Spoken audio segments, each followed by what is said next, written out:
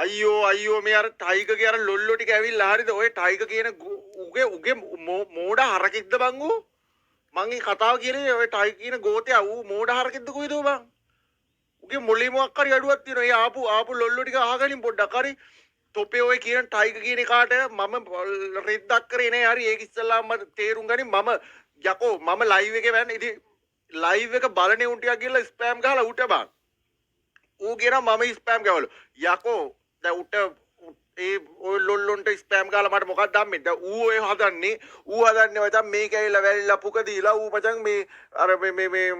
gossip කදාගෙන මචං නිකන් මේ බොරුවට නිකන් ෆෝම් වෙන්න දඟන ලොල්ලෙක් ඌ බං හරි උට බව තේරුම් කරලා දුන්නත් ඒ ලොල්ලා තේරුම් ගන්න නෑ ඒක හරි දැන් කරන්න දෙයක් නෑ ඌ ටිකක් මේකලා එකෙක් TikTok එකක බිල්ලට ස්පෑම් ගා බිල්ලට ගායි මේ තියෙන්නේ